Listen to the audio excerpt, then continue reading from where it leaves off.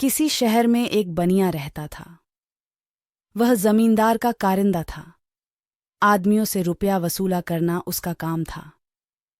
एक दिन वह आदमियों से रुपये वसूल करके घर चला।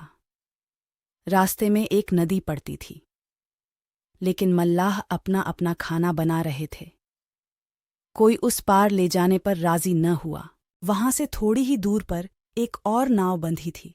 उसमें दो मल्लाह बैठे हुए थे। कारिंदा के हाथ में रुपये की थैली देखकर दोनों आपस में कानाफूसी करने लगे। तब एक ने कहा, आओ साहब जी, हम उस पार पहुंचा दें।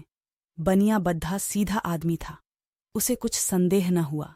चुपचाप जाकर नाव पर बैठ गया। इतने में एक मदारी अपना भालू लेकर वहां आ पहुंचा और कारिंदा से पूछने लगा, साहब जी, कहाँ जाओगे?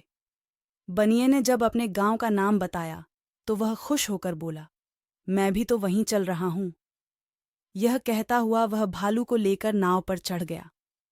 पहले तो मल्लाहों ने बहुत नाक भौं सिकोदा, मगर बाद को ज्यादा पैसा देने पर राजी हो गए। नाव खुल गई। कारिंदा दिन भर का थका था। नाव धीरे धीरे हिलने लगी तो उसे नींद आ गई। मदारी भालू की पीठ पर सिर रखे मल्लाहों की ओर ताक रहा था। उन दोनों को थैली की तरफ बार बार ताकते देखकर उसे कुछ संदेह होने लगा। ये सब ठग तो नहीं है? उसने सोचा, जरा देखूं तो इन दोनों की क्या नीयत है। उसने झूठ मूठ आंखें बंद कर लीं, मानो सो गया है। अब नाव जोर में चलने लगी। करीब 2 घंटे के बाद कारिंदा चौंक कर उठा तो उसे अपने गांव का किनारा दिखाई दिया। मल्लाहों से बोला, बस बस पहुंच गए, नाव किनारे लगा दो। लेकिन मल्लाहों ने उसकी बात अनसुनी कर दी। तब कारिंदा ने डांट कर कहा, तुम लोग नाव को किनारे क्यों नहीं लगाते जी? सुनते नहीं हो? इस पर एक मल्लाह ने घुड़क कर कहा, क्या बक बक करते हो? हम लोगों को इतना भी नहीं मालूम कि नाव कहाँ लगानी होगी। मदारी अब तक चुपचाप पड़ा देखता रहा। उसने भी कहा, हाँ हाँ, यही तो किनारा है, नाव क्यों नहीं लगाते? मल्लाहों ने उसे भी फटकारा। तब वह चुपके से कारिंदा के पास खिसक गया और धीरे से बोला, इन सबों की नीयत कुछ खराब मालूम होती है, होशियार रहना।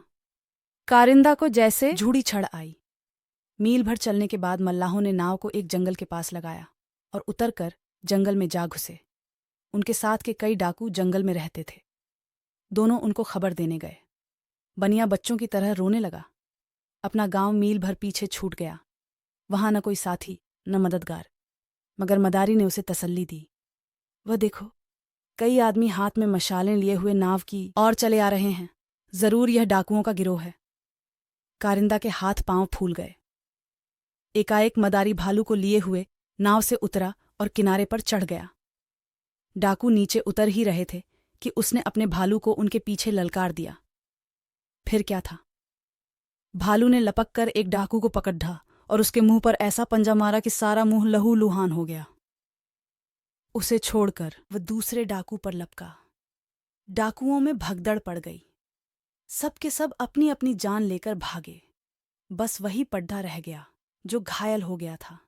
ये शोरगुल सुनकर पास ही के एक दूसरे गांव से कई आदमी जा पहुंचे। उन्होंने मदारी और कारिंदा को भालू के साथ फिर नाव पर बिठाया और नाव को ले जाकर उनके गांव के किनारे लगा दिया। उस घायल डाकू को लोग थाने ले गए। गांव में पहुंचकर कारिंदा ने मदारी को गले से लगाकर कहा, तुम पूर्व जन्म में मेरे भाई थे। आज तुम्हारी बदौलत मेरी जान बची।